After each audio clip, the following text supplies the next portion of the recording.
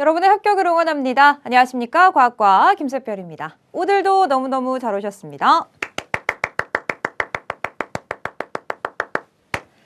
자, 오늘도 저와 함께 또 열심히 우리 과학을 진행해 주셔야 되겠습니다. 오늘 우리 기초특강이고요. 벌써 기초특강 7번째 시간이 되시겠습니다. 자, 우리 이제 고졸과학의 시험을 위해서 또 열심히 준비를 해 주실 겁니다. 그 부분 중에서 고졸과학 같은 경우 내단원이신데요. 이 내단원을 공부하시기 전에 우리가 미리 알고 있어야 될 내용이 어떤 것인지를 살펴보고 있죠. 이 내단원에서 오늘 하시는 부분 같은 경우는 세 번째 단원의 중간 부분이라고 생각을 해주시면 되겠습니다. 지금 고졸과학을 준비하시기 위해서라고 말씀드렸기 때문에 내가 이 강의를 지금 잘못 듣고 있는 거 아닌가라고 생각하실 수 있지만 다시 한번 말씀을 드리면 중졸을 현재 공부를 하고 계신 분들도 앞으로 이제 고졸을 시험을 보실 거라고 생각을 합니다. 그러시기 위해서는 중졸 내용 중에서 꼭 고졸까지 기억하셔야 될 부분이 어디인지 다시 한번 짚어드리는 부분이고요. 그리고 고졸을 시작하시기에 앞서서 그 전에 우리 미리 알고 있어야 될 내용이 무엇인지 보시고 그런 다음에 시작을 해주시면 좀 진행하시는 속도가 조금 더 빠르게 진행되실 수 있고 이해도도 훨씬 높아지시기 때문에 기초특강은 필수적으로 들어주시면 도움이 되실 겁니다. 자, 그렇다면 우리 오늘은 어느 부분을 하는지 한번 살펴보시도록 하겠습니다. 자, 오늘의 제목은 우리 생물의 진화 파트가 되겠는데요. 자, 이 진화라는 이 부분을 진행을 하시기 위해서 어떤 부분들을 알고 계셔야 되는지 오늘 살펴보도록 합니다. 자, 일단 오늘 이번 시간에 가장 처음으로 진행이 되는 것은 바로 화석이라는 건데요. 자, 이 화석이라는 것은 우리 어떤 종류들이 있냐면 혹시 이런 거 보신 적 있으실까요? 사실 우리 현재 살아가는 이런 시기에 보시면 공룡이라는 것이 정말 있었을까 생각될 정도로 자료가 거의 지금 우리가 생활할 때는 찾아보기가 조금 어렵잖아요. 근데 지층 속에 이 공룡의 흔적 같은 경우가 남아있으면서 예전에 아주 옛날에 이러한 생물이 살았겠구나라고 우리가 추측을 해보는 거죠. 사실 우리가 지금 살아가는데 공룡은 없잖아요. 그러니까 에이 이런 게 옛날에 정말 살았을까 이렇게 생각을 하실 법도 하지만 지층 속에 화석으로 남아있기 때문에 와 정말 이렇게 큰 생명체가 있었구나라고 우리가 추측을 해보는 거잖아요. 그죠? 그래서 우리가 화석이라는 것을 한번 살펴봐 주시면 과거 생물의 유해라던가 흔적 이런 것들이 퇴적물과 함께 쌓여서 지층 속에 남아있으면 우리가 그것을 화석이라고 얘기를 합니다. 예를 들어서 지금 우리 공룡 같은 경우 우리가 살면서 한 번도 실제로 같이 생활한 적은 없었지만 이 화석을 살펴보시면서 정말 이렇게 컸겠구나. 발자국도 이만한 것으로 봐서 우리가 상상하는 것 이상의 정말 크기가 되겠구나라는 것도 생각을 해보실 수가 있을 거고요. 안모나이트, 시조새, 공룡 대표적으로 저는 이렇게만 가지고 왔지만 이들 말고도 굉장히 다양한 화석들이 존재합니다. 이 화석 같은 경우가 있음으로 해서 우리가 뭘 알 수 있는지 우리가 살펴봐 주시면 크게 이러한 화석을 살펴보시면서 이 지층이 언제 생성됐는지 시대를 알려주는 화석이 있고요. 그리고 어떤 화석을 딱 보시면서 이 지층이 생성된 환경이 어땠겠구나라는 것도 우리가 추측을 해볼 수가 있습니다. 그래서 우리가 이제 고등과정 가셔서 시대를 알 수 있는 화석 그리고 환경을 알 수 있는 화석을 나누어서 살펴보실 거고요. 나누어서 살펴보시면서 우리 각각의 시대 성캄브리아 시대, 고생대, 중생대, 신생대 각각의 시대를 대표하는 화석들이 어떤 것들이 있는지도 구체적으로 고등과정 가셔서 보실 겁니다. 일단 그때 가셔서 보실 거니까요. 일단 우리는 알고 계셔야 될 부분이 뭐냐면 화석이라는 것은 과거 생물의 유해라던가 흔적이 지층 속에 남아있는 것이구나 라고 생각을 해주시면 되겠습니다. 특히나 우리가 생물의 진화 파트를 살펴봐 주시면서 화석이라는 것을 지금 보고 있는데요. 우리가 사실 옛날부터 지금까지 아주 오래전부터 현재까지 살아있는 사람이 없잖아요. 그러니까 아주 옛날의 생물에 대해서 좀 구체적으로 좀 알고 있는 사람이 없다 보니까 우리가 예전의 생물을 어떻게 추측을 하냐면 화석을 보시면서 옛날부터 현재까지 이런 생물이 어떻게 진화했구나라는 것도 화석을 통해서 알아볼 수가 있다라고 생각해 주시면 되겠습니다. 자, 그렇다면 우리가 또 알고 계셔야 될 내용 뭐냐면요. 바로 생물 다양성이라는 부분을 한번 살펴보실 겁니다. 사실 이 부분 같은 경우는 우리가 중등 과정에서 쭉 한번 살펴보셨던 내용인데요. 지금 이 중등 과정에서 다루었던 내용들을 바탕으로 해서 좀 꼼꼼하게 이해를 하고 계시면 고등 과정은 조금 더 오히려 쉽게 진행을 하실 수 있습니다. 거의 중등 과정이 그대로 왔고 거기에서 조금만 살을 붙인 부분이기 때문에 중등 과정이 굉장히 중요한 그러한 뼈대가 된다라고 생각을 해주시면 될 것 같아요. 자, 일단 우리가 생물 다양성이라는 건 뭐라고 생각하시면 되냐면요. 생물의 다양한 정도라고 생각해 주시면 돼요. 뭐 일정 생태계라던가 아니면 일정 지역이라던가 우리가 그런 부분을 살펴봤을 때 생물이 다양한 정도, 이걸 우리가 생물 다양성이라고 이야기를 하는 거고요. 특히 생물 다양성이 높다라고 이야기하는 건 어떤 부분이 생물 다양성이 높은 것이냐면 일단 종을 봤을 때 여러 종이 있고 그리고 이 여러 종들이 고르게 분포하고 있다면 이 부분 같은 경우는 생물 다양성이 높습니다라고 표현을 할 수가 있습니다. 예를 들어서 어떤 생태계가 있다라고 한번 가정을 해볼게요. 여기에 가라는 생태계하고 나라는 생태계하고 이렇게 있다라고 한번 생각을 해볼 건데요.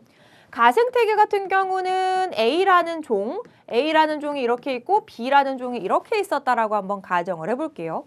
그리고 나라는 생태계 같은 경우는 A, B, C 그리고 뭐 C, B, A 이렇게 해가지고 좀 고르게 섞여 있는 그리고 종류도 조금 더 다양한 이런 생태계가 있다라고 가정을 해봅시다. 그러면 이 둘 중에서 생물 다양성이 더 높은 생태계는 어딜까요? 아무래도 여기 같은 경우는 종류가 2종이고 여기는 3종이죠.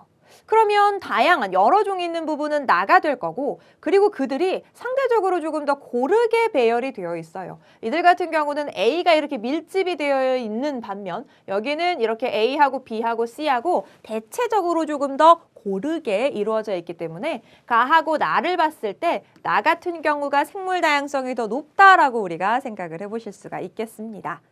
자, 이러한 생물 다양성 같은 경우를 우리가 크게 3가지 범주로 해서 구분을 하는데요. 이 3가지 범주 자체도 고등 과정에 그대로 제시가 됩니다. 특히나 고등 과정에서 이 3가지 범위의 의미 파악하는 문제가 실질적으로 출제가 됐었어요. 그러니까 중졸의 내용인데 그것이 고졸에 바로 이제 시험에 기출될 정도로 내용이 그대로 들어가 있다는 거 좀 기억해 주시면 되겠습니다. 자, 일단은 이 3가지 중에서 큰 범위부터 한번 살펴볼게요. 가장 큰 범위는 생태계 다양성입니다. 일단 용어를 들으셨을 때 생태계 다양성? 이거 뭘 것 같으세요? 생태계가 다양한 정도라고 생각해 주시면 되겠죠. 네, 그래서 생태계가 다양한 정도입니다. 우리 예를 들어서 우리가 살고 있는 우리 뭐 고장이라던가 이런 부분을 한번 살펴봐 주셨을 때 뭐 바다가 있다면 바다 생태계가 있을 것이고요. 강이 있으면 강 생태가 있을 것이죠. 그리고 뭐 늪이 있다면 늪 생태계, 그렇죠? 또는 뭐 들이 있다면 들판, 들 생태계, 뭐 이렇게 해가지고 다양한 생태계들이 있을 겁니다. 이렇게 뭐 습지 생태계, 초원 생태계, 산림 생태계 이렇게 해서 생태계 자체가 다양한 정도를 우리가 생태계 다양성이라고 이야기를 하고요. 아무래도 생태계마다 서식하는 종이 달라요. 가만히 생각해 보시면 초원 생태계하고 바다 생태계하고 봐주시면 종이 다르잖아요. 그죠? 자, 이렇게 종이 다르기 때문에 생태계가 다양하다면 아무래도 종이 더 많겠죠. 그렇기 때문에 생물 다양성이 우리 높다라고 생각을 해보실 수가 있겠습니다. 자, 생태계 자체가 다양한 정도는 생태계 다양성이고요. 자, 우리 예를 들어서 바다 생태계 한 생태계를 한번 살펴본다라고 생각을 해보자고요. 바다에 있는 바다 속에 있는 생태계를 살펴본다라고 가정을 했을 때 사실 우리 생각에는 뭐 물고기를 떠올리실 수 있잖아요. 근데 사실 물고기만 있는 게 아니라 그 안쪽에 이제 그 바닥 쪽에 여러 가지 또 이렇게 뭐 풀 같은 경우 물론 햇빛을 많이 받지 않고도 잘 자랄 수 있는 이런 것들도 자라고 있을 겁니다. 그러니까 물고기뿐만 아니라 다양한 여러 가지 생명체들이 살고 있을 거예요. 그러면 하나의 뭐 예를 들어서 하나의 생태계가 있다라고 가정을 했을 때 거기에서 생물의 종류가 다양한 정도를 뭐라고 얘기하냐면 바로 종다양성이라고 이야기를 하게 됩니다. 자, 그렇다면 우리 그중에서 하나의 종이 있다라고 가정을 해보자고요. 하나의 종임에도 불구하고 예를 들어서 한 종류의 물고기라고 가정을 해볼게요.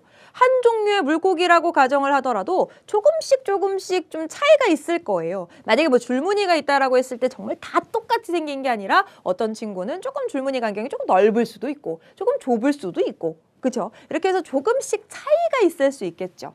같은 종이라고 하더라도 조금씩 좀 차이가 있을 수 있습니다. 이건 뭐가 다르기 때문이냐면요. 바로 유전자가 다르기 때문이에요. 그래서 이걸 뭐라고 얘기하냐면 유전자 다양성이라고 얘기를 하고요.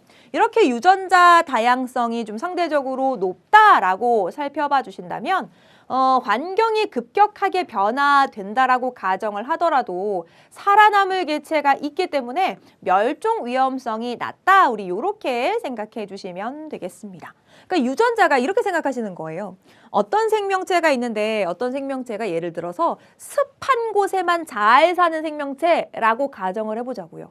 습한 곳에만 잘 살면 건조하게 환경이 확 바뀌면 이들은 살아가기 어렵겠죠. 근데 예를 들어서 같은 종인데 어떤 친구는 습한 곳에 굉장히 잘 살고 어떤 친구는 건조한 곳에 되게 잘 살고 어떤 친구는 모든 환경에 중간에 그런 뭐 습도의 환경에 살 수 있다라고 가정을 한번 해보자고요. 그렇다면 환경이 급격하게 변했을 때 뭐 건조한 환경에서 습한 환경으로 변했다고 하더라도 여기는 유전자가 굉장히 다양하기 때문에 그 변화한 환경에 살아남는 개체가 있겠죠. 그러니까 아무래도 급격한 환경 변화가 일어났다라고 하더라도 살아남는 개체가 있기 때문에 그렇기 때문에 멸종 위험성, 그러니까 멸종될 가능성은 상대적으로 좀 낮아진다라고 생각해 주시면 되겠죠. 환경 변화에 적응한 개체가 있기 때문이다라고 생각해 주시면 되겠습니다. 그래서 생물 다양성의 3가지 범주 구분해 주셔야 돼요. 이 용어 자체도 출제가 됩니다. 그래서 생태계가 다양한 정도, 생태계 다양성. 한 생태계 내에 종이 다양하다라고 봐주신다면 그건 종 다양성이 되겠고요. 같은 종이라고 가정을 했을 때 서로 조금씩 다른 이런 특징이 나타나는 것은 유전자가 다양하기 때문이죠. 유전자 다양성이라고 봐주시면 되겠습니다. 자, 그렇다면 우리 어떻게 해서 생물이 다양해졌을까요? 생물 다양성의 과정을 한번 살펴보시도록 할게요. 우리가 사실 오늘날 주변에 이런 생물들을 한번 봐주시면 정말 많잖아요. 우리 눈으로 봤을 때도 보여지는 것도 봐주시면 굉장히 많은데 사실 우리 눈에 보이지 않는 뭐 땅속에 사는 것이라던가 뭐 물속에 사는 것이라던가 굉장히 다양한 생물들이 살고 있죠.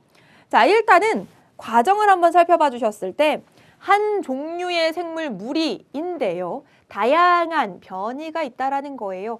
자, 여기에서 말하는 변이라는 건 같은 종임에도 불구하고 조금씩 다른 이러한 특징적인 차이가 나타나는 것을 변이라고 얘기를 합니다. 예를 들어 볼게요. 사실 오늘날 기린 같은 경우를 생각해 보시면 기린은 어때요? 기린? 목이 되게 길죠. 자, 그렇다면 이러한 목이 긴 기린은 어떻게 생겨나게 된 걸까요? 자, 아주 옛날로 거슬러 올라갑니다. 아주 옛날에 기린이라는 친구를 한번 생각을 해봤을 때 사실 기린이 처음부터 그렇게 목이 길었던 건 아니라고 얘기를 해요. 그럼 처음에는 어떻게 됐었냐면 한 종류의 생물물이 기린인데요.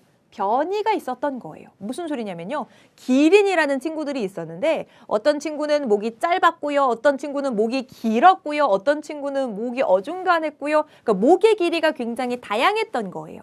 근데 이 기린이 먹고 살 수 있는 그 먹이가 저기 높은 곳에 있었던 겁니다. 그러면 이 먹이를 먹고 살 수 있었던 친구는 누굴까요? 아무래도 목이 긴 기린 같은 경우가 거기 이제 있는 먹이를 먹고 살 수 있었겠죠. 그래서 목이 긴 기린가 그 먹이를 먹고 살면서 그 목이 긴 기린이 자손을 낳고 자손을 낳고 자손을 낳고 계속 세대를 유지할 수 있었던 거예요. 그럼 목이 긴 기린 같은 경우는 자손에게 자신이 있는 그런 유전자를 전달했을 거니까 목이 긴 기린은 상대적으로 계속 목이 긴 기린을 이렇게 태어나게끔 할 수 있었겠죠.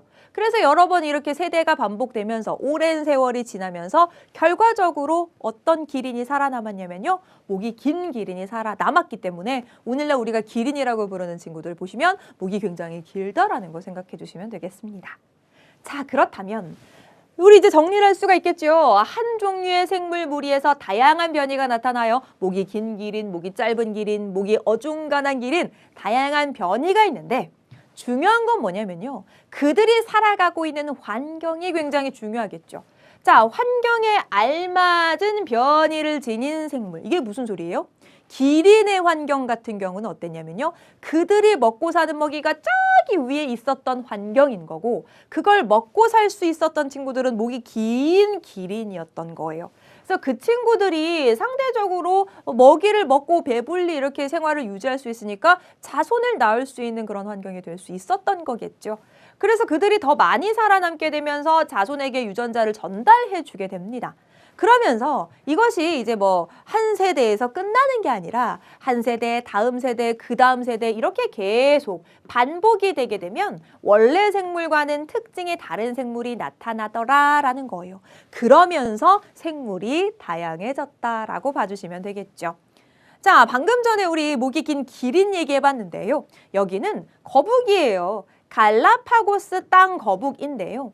자, 여기 같은 경우도 다양한 목 길이를 가진 갈라파고스 땅 거북이 있었다라고 한번 생각을 해보는 겁니다. 자, 근데 여기 같은 경우는 키 큰 선인장이 있는 환경인 거예요. 선인장 자체가 키가 큰 그런 선인장인데 여기 같은 경우에서 바로 목이 긴 거북이 많이 살아남을 수 있는 그런 환경이 됐던 거죠.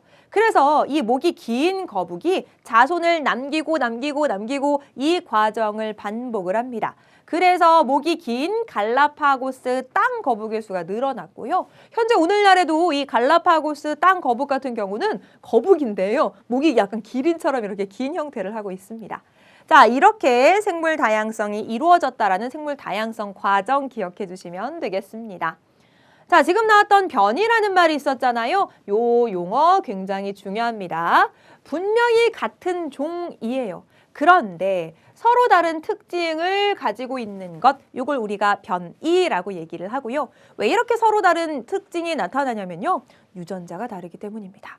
우리도 사람을 보시면 우리가 얼굴 보고 누구누구야 이렇게 구분하잖아요. 이렇게 사람의 얼굴에 조금씩 차이가 있는 것은 유전자가 다르기 때문이다라고 생각해 주시면 되겠습니다.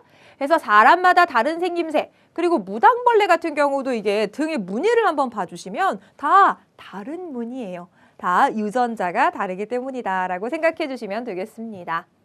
자, 그리고 환경하고 생물 다양성도 굉장히 중요한데요. 아무래도 주어진 환경, 뭐 예를 들어서 빛이라던가 또는 온도라던가 이런 여러 가지 환경이 있을 텐데 거기에 적응을 해가지고 이제 생물들이 살아가게 됩니다.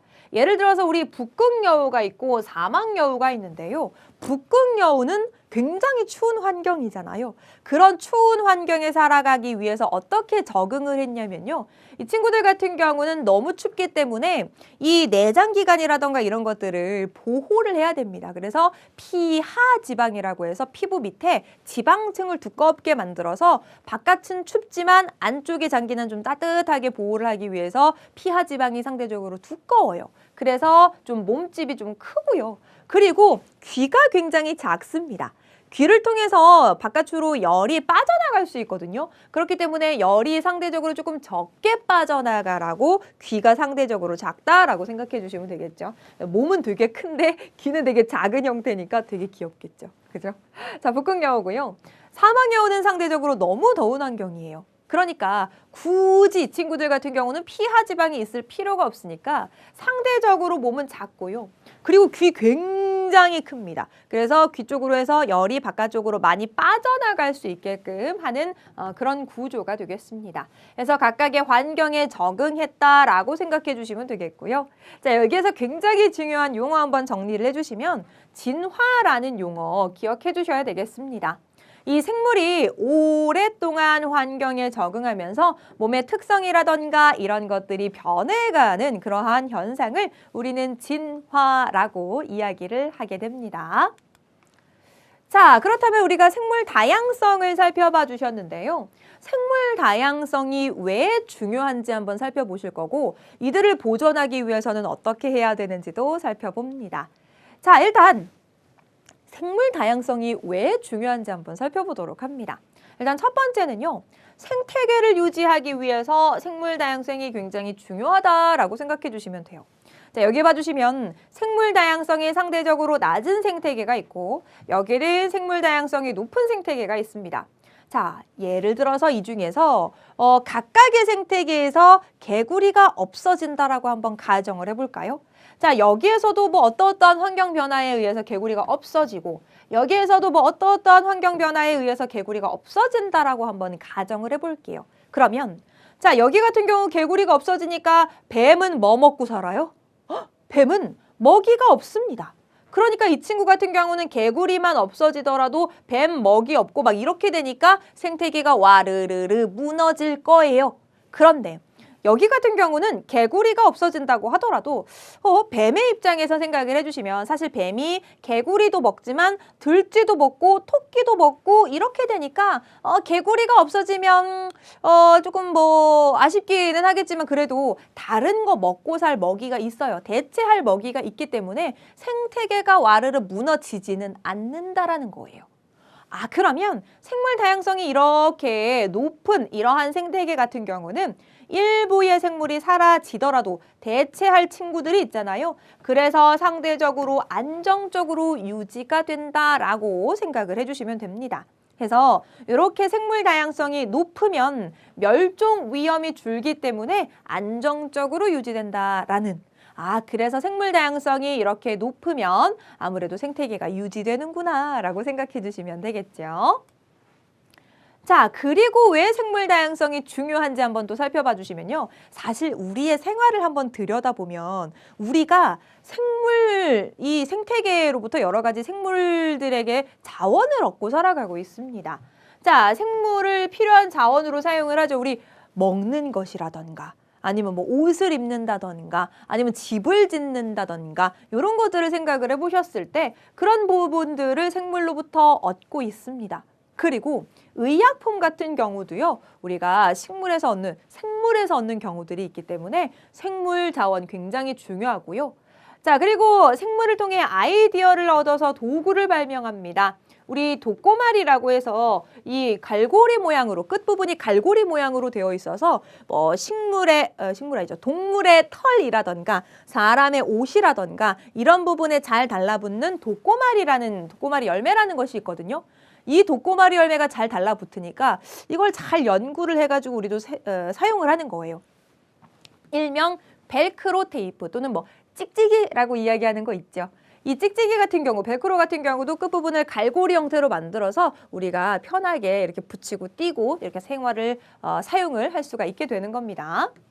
그 다음에 날아다니는 곤충의 모양을 이제 따라해서 우리 뭐 소형 비행기라던가 이런 도구를 또 발명을 할 수가 있게 되는 거죠.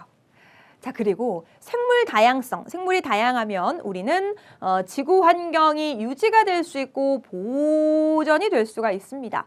예를 들어서 울창한 숲이 있다라고 가정을 했을 때 여기 같은 경우는 이산화탄소를 흡수하고 산소를 공급.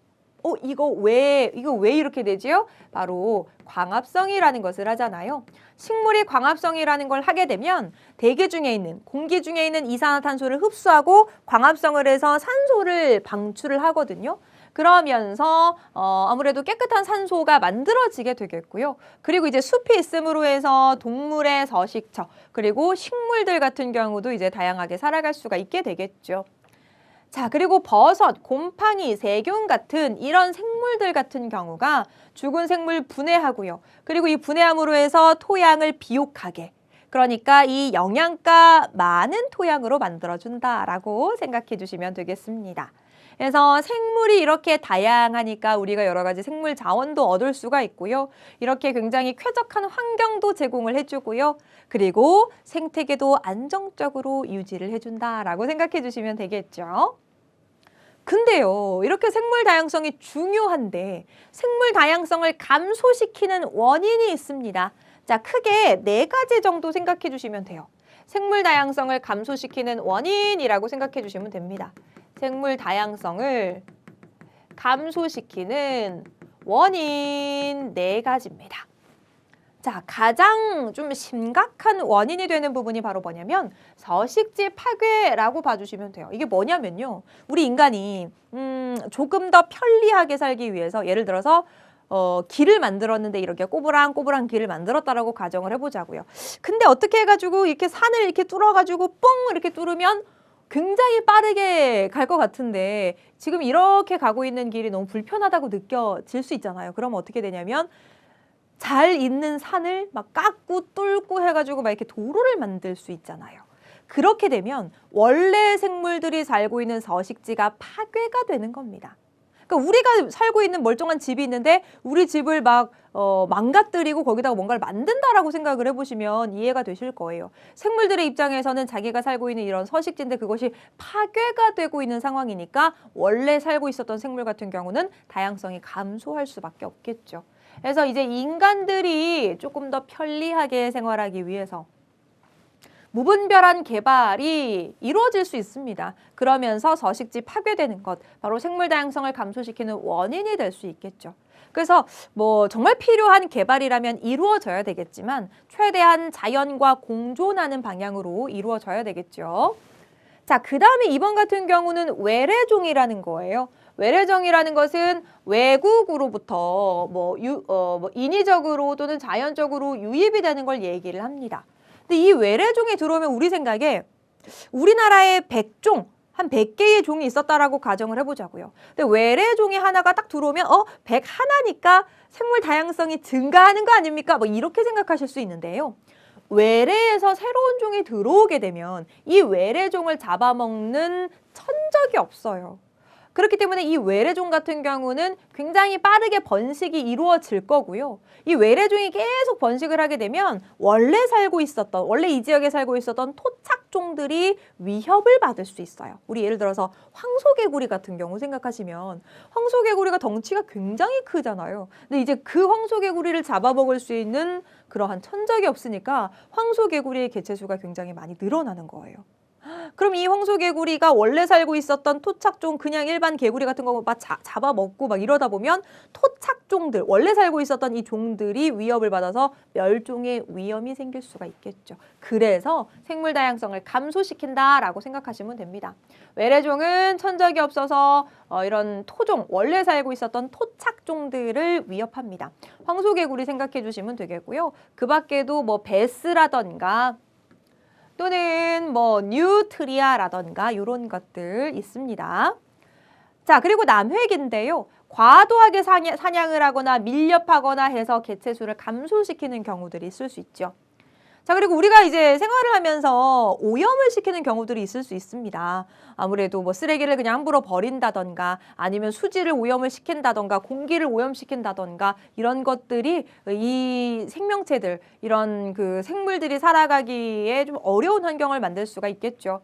그래서 대기, 수질, 토양 이런 것들을 오염시키게 되면 환경 변화에 굉장히 그런 민감한 그런 개체들 같은 경우는 좀 살아가기가 어려울 수 있습니다. 그래서 우리가 쓰레기를 버리는 거 안 되겠죠. 예, 쓰레기가 버려져 있다면 주울 수 있는 상황이라면 좀 주워서 좀 깨끗하게 좀 해주시면 좋을 것 같고요.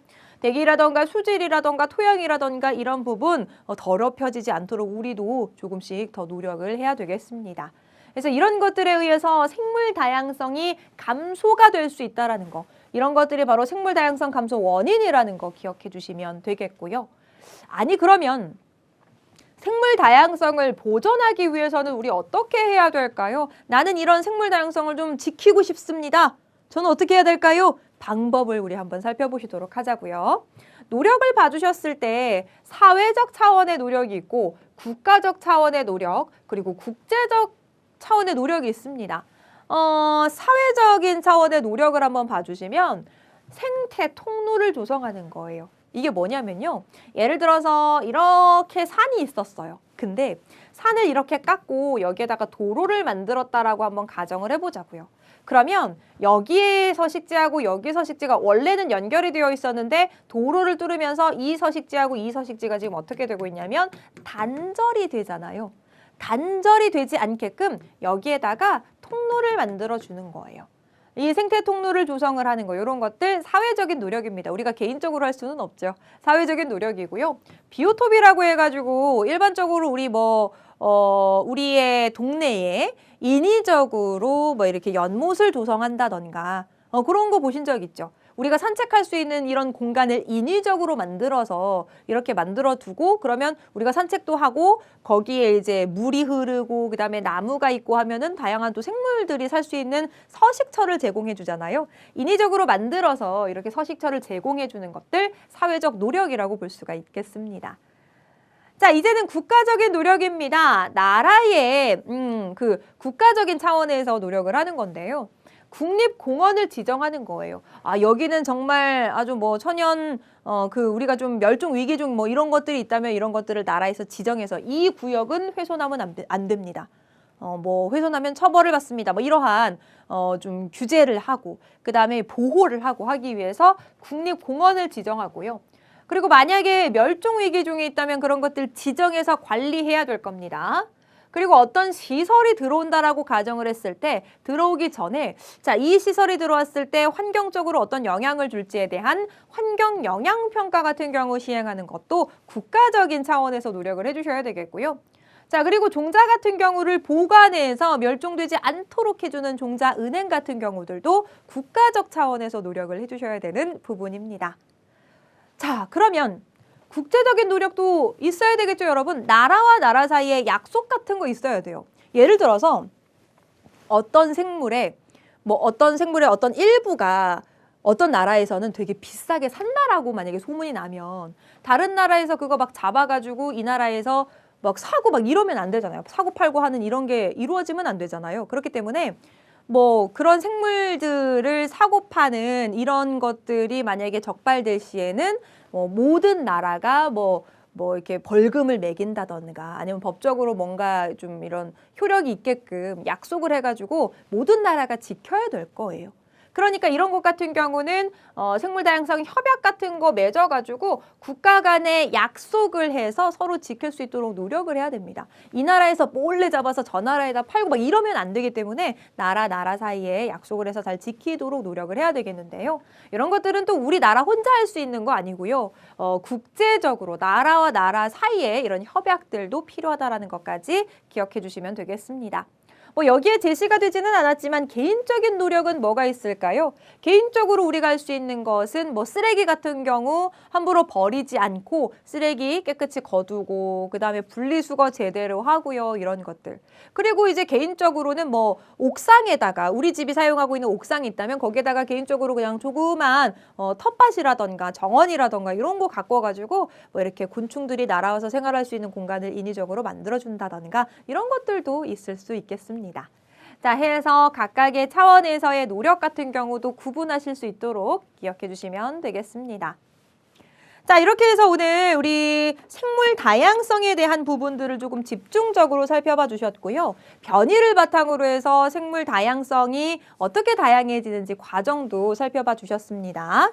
요 부분만 좀 제대로 잘 챙겨 주셔도 우리가 이제 이 과정에 들어가셔서 고등과정 가셔가지고 3단원을 공부를 하실 때 거기에서도 이제 진화, 변이 요런 내용 살펴보실 거고 그리고 조금 어렵긴 하지만 뭐 자연선택설 막 이런 용어들이 나오기는 하지만 우리가 오늘 배웠던 내용들을 바탕으로 합니다. 그렇기 때문에 오늘의 그 흐름 아까 왜 변이가 있어가지고 생물 다양성이 어떻게 이루어졌고 제가 아까 기린 말씀드린 거 있었잖아요. 그런 것들도 이제 고등과정에서 다 녹여져서 나오는 부분이니까 기억해 주시면 되겠고 특히나 생물 다양성에 대해서 3가지 범주 있었고요. 그죠? 그리고 이 생물 다양성에 대한 생물 다양성이 왜 중요한지 어떤 것이 생물 다양성을 감소시키는 원인인지 그리고 방금 전에 생물 다양성 보존을 위한 노력은 무엇인지 그 부분이 그대로 제시가 됩니다.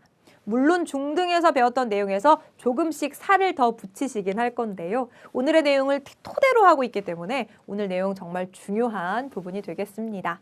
조금 어려운 부분이 있으셨다면 단어 위주로 조금 더 기억을 해주시도록 노력해 주시고요. 궁금한 부분 있으시면 게시판 활용하셔서 한 게시물에 질문 하나씩 남겨주시면 열심히 답변해 드리도록 하겠습니다.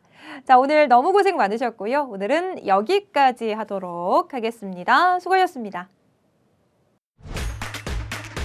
에듀윌 합격 패스.